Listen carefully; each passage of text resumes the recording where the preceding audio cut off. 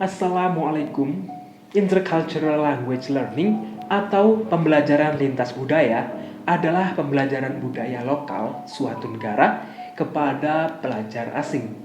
Jadi, para pelajar ini mempelajari tentang kebudayaan dan kebiasaan orang-orang dalam lingkup negara tertentu, terutama tentang bahasa mereka.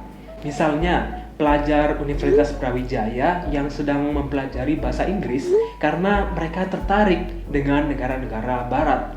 Karena ya namanya aja language learning.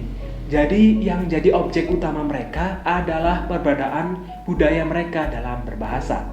Nah, terus kenapa hal ini penting?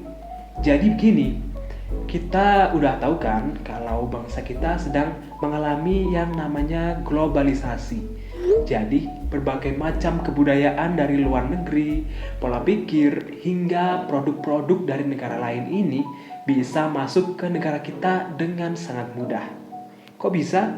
Ya pasti bisa, karena teknologi kan semakin berkembang.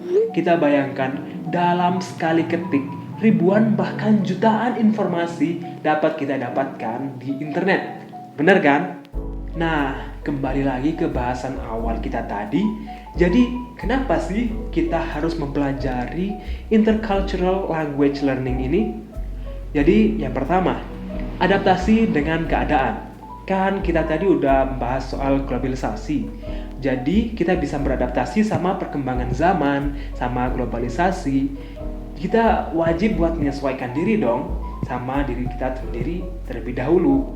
Jadi biar kita bisa beradaptasi sama perkembangan zaman, sama globalisasi, kita wajib buat menyesuaikan diri kita sendiri terlebih dahulu. Jadi pola pikir kita bisa lebih luas, lebih dewasa, dan terbuka. Coba kita lihat bagaimana orang tua atau kerabat kita yang gaptek teknologi. Kita bandingkan dengan diri kita sendiri sama mereka. Beda jauh kan? Kalau kita mau lihat informasi apa-apa, gampang. Mau komunikasi, video call, Zoom, dan lain-lain, tinggal klik. Sedangkan mereka masih kesulitan buat pakai HP Android. Nah, ini adalah contoh sehari-hari buat kita kalau adaptasi sama globalisasi itu penting. Yang kedua, kita bisa belajar banyak dari budaya lain. Kalian pernah kan nonton film-film luar negeri? Film barat misalnya. Budaya positif apa sih yang biasanya kita lihat? Disiplin misalnya, dan tepat waktu. Gak pernah kan kalian melihat Tom Cruise jalannya males-malesan gitu? Dia selalu jalan cepat dan gak pernah membuang-buang waktu. Karena bagi mereka, dalam budaya mereka, waktu adalah uang. Time is money. Nah, walaupun tentu aja gak semuanya budaya mereka bisa ditiru ya guys. Kita juga harus bijak dalam menyaring informasi apa yang kita lihat dan terapkan dalam kehidupan kita sehari-hari. Yang ketiga, meningkatkan pengetahuan dan kemampuan dalam berkomunikasi. Nah, kalian pasti sering kan ketemu sama turis-turis asing, sama bule-bule yang berkunjung ke Indonesia. Terutama buat kalian yang tinggalnya di Bali. Terus kalian pengen ngajak ngobrol, ngajak kenalan, tapi kalian gak bisa bahasa Inggris. Gak jadi deh. Padahal dengan ngobrol terbuka sama orang-orang yang baru bisa menambah pengetahuan kita kan.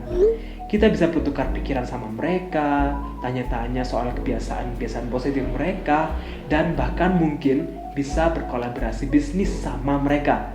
Atau ternyata mereka adalah YouTuber, diajak collab keliling Indonesia.